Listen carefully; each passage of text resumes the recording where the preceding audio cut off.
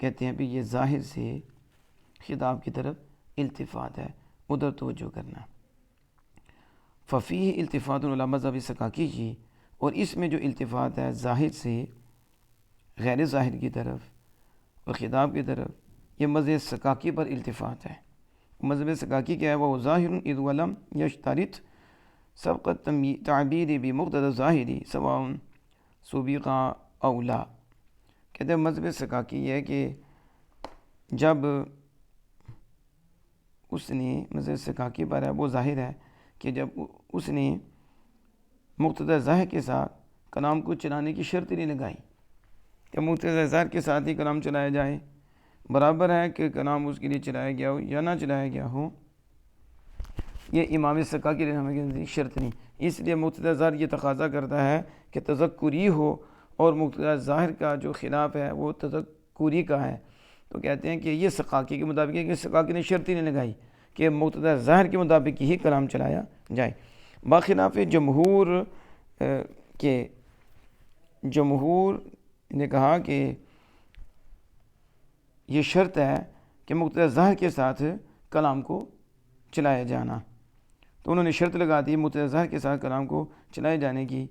تو پھر کہتے ہیں ایک وہم کو دور کر رہے ہیں جو ماقبل سے ہو رہا تھا اور غلط فہمی ہو رہی تھی، اس کو دور کرتے ہوئے کہتے ہیں بل یجوز، بلکہ جائز ہے کہ التفات جو ہے یہ ان کے مذہب پر بھی، یعنی جمہور کے مذہب پر بھی واقع ہو اور یقینی ہو۔ کیسے؟ کہتے ہیں اس اعتبار سے کہ سبقت تعبیر فی البسملہ بالتکلم، اور بسم اللہ میں کلام تکلم کے ساتھ سبقت لے گیا ہے، یعنی جب کہا بسم اللہ الرحمن الرحیم تو اس میں تو تکلم ہے کہ اللہ کے نام سے میں شروع کرتا ہوں اور میرا شروع کرنا اللہ کے نام سے، تو یہ تو تکلم ہے، تو لہذا یہ مذہب جمہور پر بھی التفات واقع ہوا ہے۔ پھر اگر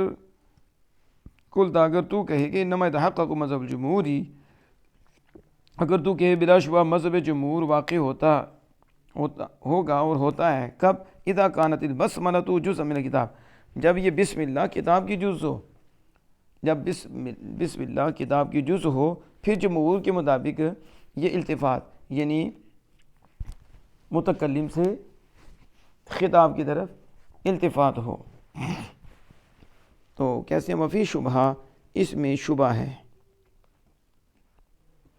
وہ کیا ہے؟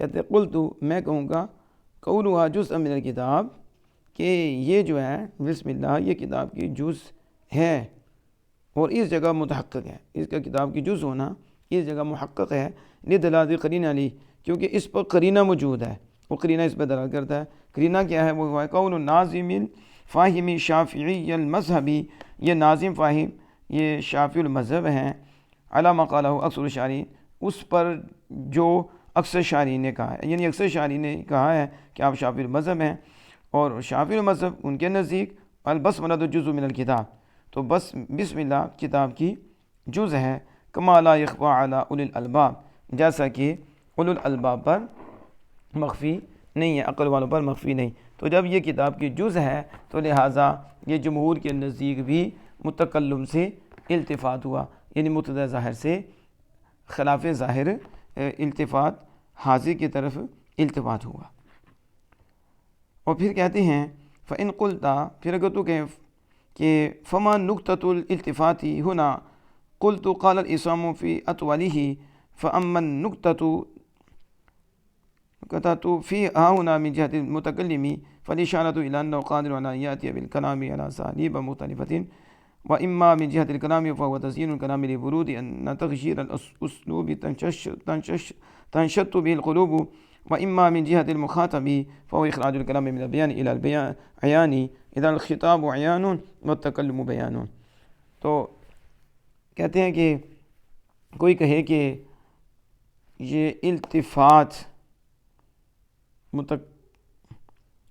کہ کیا نقطے ہیں التفات میں، اس جگہ کیا نقطہ ہے، یعنی ایک متکلم سے خطاب کی طرف التفات کرنا، تو اس میں کیا نقطہ ہے؟ تو کہتے ہیں میں کہوں گا کہ اسلام نے کہا اول میں کہ التفات کے نقطے 3 ہیں. نمبر 1 متکلم کی جہت سے تو التفات کر کے دوسرے کی طرف جانا، اور کلام کی جہت سے التفات کرنا، اور مخاطب کی جہت سے التفات کرنا. رہا اس جگہ متکلم کی جہت سے، یعنی متکلم سے خطاب کی طرف التفات ہے، تو پھر یہ اشارہ ہے اس طرف کہ وہ اس بات پہ قادر ہے کہ کلام کو مختلف طریقوں پر لائے، یعنی تکلم سے خطاب کی طرف لائے، خطاب سے تکلم کی طرف جائے، وہ مختلف طریقوں پر کلام کو لانے پر قادر ہے.